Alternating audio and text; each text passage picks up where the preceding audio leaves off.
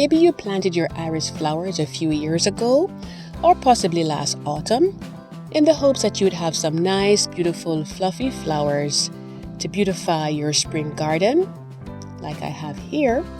But instead, you are seeing lots and lots of leaves and no blooms. And this can be very disheartening, especially if you are a new gardener. So, not to worry, in today's video, I'm going to go over 7 reasons why your iris is not blooming, and we'll take a look at some solutions to help you over time to get this resolved. If this is your first time here, my name is Marlene, and I just want to say welcome to each and everyone. Welcome to Marlene's How-Tos, my home and garden channel. So typically, as gardeners, whenever we're not getting blooms, we want to put food on our plant. And we have different types here. Sometimes bone meal may be used as well. But this is usually not a remedy for iris flowers unless the soil is really bad in your area. Take a look here. This is actually the storage roots. These are called rhizomes that are on the iris flowers, and that's what they use to store their food. And just to give you a comparison here, these are some ginger roots. These are also rhizomes here as well. They grow in a similar way. And as you can see, they are quite thick. There's a lot of food storage taking place in there. So they typically have more than enough food than they need. It helps to feed the plant. When it's dormant, it's building up. That comes down from the leaves. And you can see this ginger root is actually springing up right here. So, more than enough going on there for these types of plants. So let's look at the reasons why. So reason number 1 is not enough sunlight. And that's because this plant, it typically needs 6 or more hours of direct sunlight. They really need that. So if your plant is in a shaded area, then you'll have to get more light on it, or you may have to move them, and we'll take a look at that further in the video. The second reason would be that the plant is not mature enough. So if you just planted them, say, last autumn, then the following spring, they're not fully established yet, like some I have here that bring over to the side. Just a few of them there, so they're still pretty young. But over time, they fix themselves, and I was able to get blooms similar to these ones right here. So it's just a matter of giving them time if you are just planting them for the first time. Number 3 would be overcrowding. If you look there, you'll see that the rhizomes in the ground, that they're almost overlapping in some places. They're so close together. They're competing for food. They're competing for water. And they're just all bunched in. And that's not good for them at all. So typically when you have too much of that going on, you kind of have to go in and take some out, like I'm doing right here. So I'm using my trowel right here, and I'll link it below. So if you wanted one like these from Amazon, you can always get one. It's pretty sturdy and pretty good for this type of job that we have going here. And you just go in and you slowly ease them out gently, because they're pretty brittle, so they can pop. And if you're going to plant it, you don't want it to be broken, because it may get, disease or rot or whatever. So you can see that we have the main rhizome there, and we have some smaller roots coming off. And, this is what you want to do. Take this off and you use it somewhere else. And once you've taken one off, you just go in and take out a few more of them until everything looks light and reasonable. If you don't have, other areas around your garden to place them, like flower beds, you can always put them in a large container. Just make sure that it's a reasonably good size, because, they do spread over time, and you don't want them to get crowded too quickly in your container. Or you can give them to a neighbor or a friend, like I did. I gave some to my friend Kayan, and she showed me the very next spring that she had a nice little bloom on this one over here, and we were so very excited to see this. As you can see, it's coming up, but it did so well. So I was so happy for her. And it's really good to share your plants with others if you have a lot, just so that bring them some, happiness and coloration to their garden. The next thing is that, and that's number 4, that maybe you're planting them too deep initially. And I will link a video at the end that's going to show you, like how to plant them, when to plant them, the proper depth and so on. So that way you can get the best out of your iris plants, because they are just such wonderful flowers. I absolutely love them. They're very large and they're very beautiful. They multiply and they just come back year after year. So I really love them.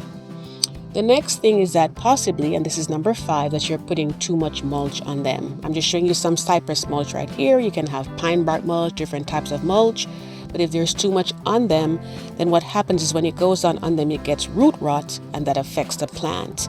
So over here, I just wanted to show you that we, for these beautiful ones right here, that we actually use some river rocks. See how lovely they look? They're just thriving so well right there. Little river pebbles is sometimes what it's referred to as. And it's just basically one layer that's going on there. And not only does it cover the function of making your landscaping look really nice, but it also is beautiful. It just has that organic look and it works so well for them. So we were quite happy with that choice. So of course, you have different types that you can use. Some people don't mulch them at all, but I think it's good to have a little something on them, and see how nice these stones are. So there are many, maybe you can use, like tumbled glass or something like that, whatever you prefer, but just something that gives them just a little bit of protection, but not too deep, because we don't want to have root rot and all the other problems that go with that.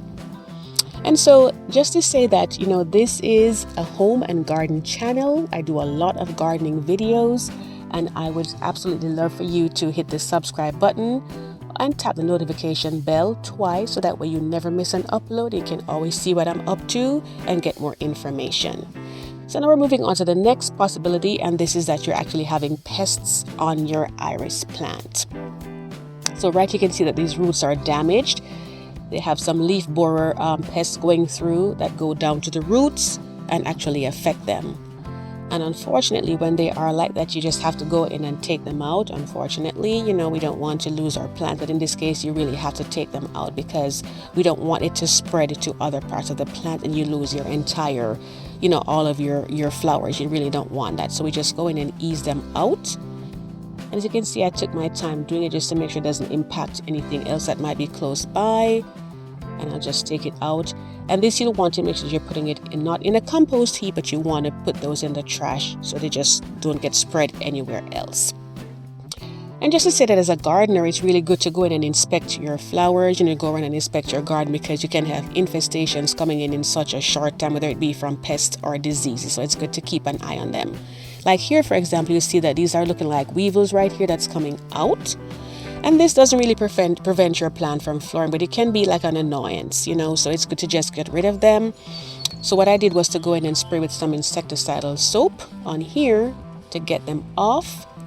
And then you just leave it on for 24 hours. And you can go in and then just spray it off with a hose. And these are some of the options that you have on here. I'll link some of them in the description box below as well. You can get those on Amazon. And most of them are pretty effective. Some people make their own insecticidal soap. It just depends on what works best for you. The next thing is trimming them back too soon, because, after your blooms have gone, of course, you're going to cut those out. But it's good to just take your blooms out and leave the leaves for a while. Allow them to build up some energy in the leaves, because those are going to get stored in the roots. And I understand that, yes, your garden, you want it to look really pretty and green all the time. But this is a natural part of bulbs, whether it be iris, with the rhizomes, or tulips, daffodils, whatever. They have to build up energy for the next season. So what you can actually do is to get some other flowers, that will come in after them, so they're not competing at the same time. So when the iris goes, then you can get, like, say, these beautiful purple cone flowers right here, echinacea as we call it, and you can plant them right in front of it or to the side, so that way it kind of offers, a nice option.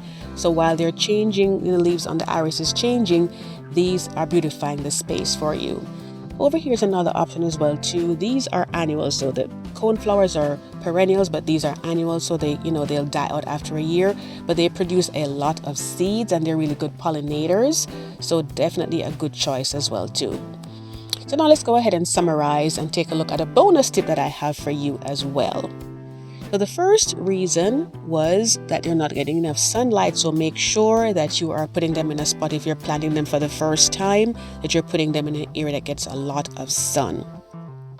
If you need to, you can always clear out some of the trees or bushes that's in that area that's maybe shadowing them over too much. Or you can move the plant, like you saw me move some of the rhizomes, and you can move those typically either early spring, or you can move them, early fall. Either one is fine. The next one is to make sure that it's not that a case where it's just too young and it hasn't had enough time to develop yet. In this case, you just have to practice some patience like I did, and it will reward you the following year. So take heart, that option is there for you. The next one is that it could be too crowded in the roots, the rhizomes. You want to ease some out if you're seeing that crisscross pattern going on there. And then the next one is that you don't want to have them too deep, so you want to keep an eye on that. And also the mulching, make sure the mulching is not too much, just lightly spread like I have these here, so that way you're not smothering out the roots, you're not going to get any root rot or anything like that. And then of course we want to make sure that we don't have any pests on there or any kind of diseases. We want to treat those as needed. And finally, you want to make sure that you're not trimming them back too early, because if you trim them back too early, they don't have enough time to build up enough energy.